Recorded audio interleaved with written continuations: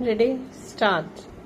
Mr. Vice Chairman, sir, I beg to raise a discussion on the situation in Jammu and Kashmir with particular reference to the recent massacre in the valley on July 13, 2002 and the failure of the government in this regard. This massacre is yet another indication that the terrorists can strike at will in Jammu and Kashmir.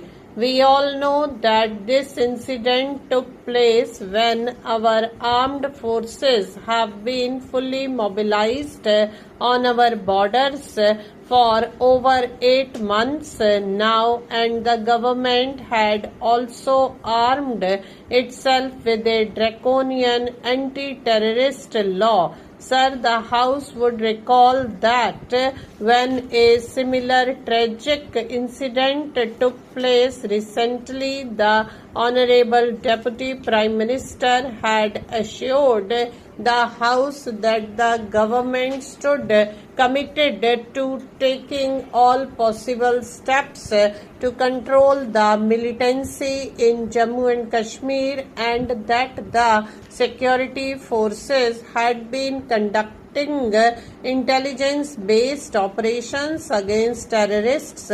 We have also been told on behalf of the government that based on the report of the group of ministers, the security system, particularly the intelligence gathering system, had been greatly strengthened. Until a few days ago, the government had also claimed that as a result of what has come to be known in popular parlance as coercive diplomacy, it has secured assurance from major powers such as the United States and the UK that the government of Pakistan had agreed to stop cross-border terrorism and to dismantle the infrastructure of that. Furthermore, until recently, some spokesmen claimed that there had been a very significant reduction in the infiltration after the May 27 speech of General Pervez Musharraf. In all this, the country stood as one.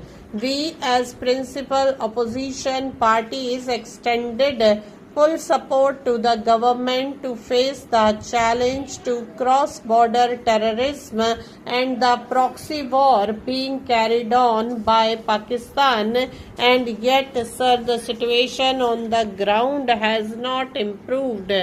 If we go back to the ghastly incident of Chhattisgarh, the attacks on innocent people in various parts of Jammu and Kashmir, the attack on the assembly in October, and later on our parliament, all these go to show that our nation's sense of agony and pain as a result of the activities of terrorists in Jammu and Kashmir has not abated. This morning, the Honorable Home Minister and Deputy Prime Minister gave certain figures about the number of violent incidents in Jammu and Kashmir by terrorists, the security personnel killed, the terrorists killed, and the civilians killed.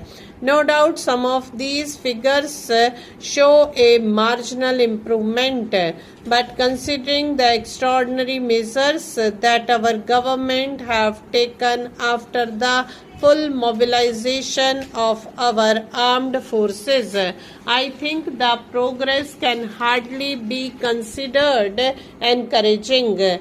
Therefore, we would like to know from the government as to what their plan of action is to deal with this continuous pressure that is being exercised by the acts of terrorism perpetrated from across the border.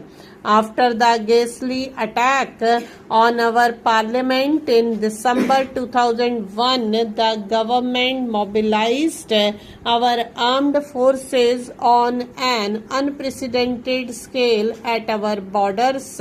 We supported the government in its resolve to counter cross-border terrorism. Until a few days ago, the government spokesman had been claiming that this exercise in coercive diplomacy had yielded positive results, in that the international community led by the United States and the UK in particular had sufficiently pressurized Pakistan to give an undertaking to stop infiltration across the line of control in Jammu and Kashmir, and also to dismantle the infrastructure of terrorism in Pakistan, including Pakistan-occupied Kashmir. As I mentioned, responsible members of this government asserted that cross-border infiltration in Jammu and Kashmir had virtually come to an end. However, more recently, the tune has changed. If this is the ground situation, what then are the gains of the so-called coercive diplomacy? We would like to know from the government the objectives behind this coercive diplomacy and the extent to which those objectives have been achieved. General Musharraf has been making many statements, and I have seen one public statement by him which says that though infiltration is not taking place, he can give no assurance that nothing will ever happen again at the borders in the years to come. He has further stated that the closure of terrorist camps is purely an internal matter for Pakistan to decide. We would therefore like to know the nature and value of assurances supposedly given by General Musharraf to the United States and the UK, on the basis of which we undertook the first initial steps towards de-escalation of tensions on our borders.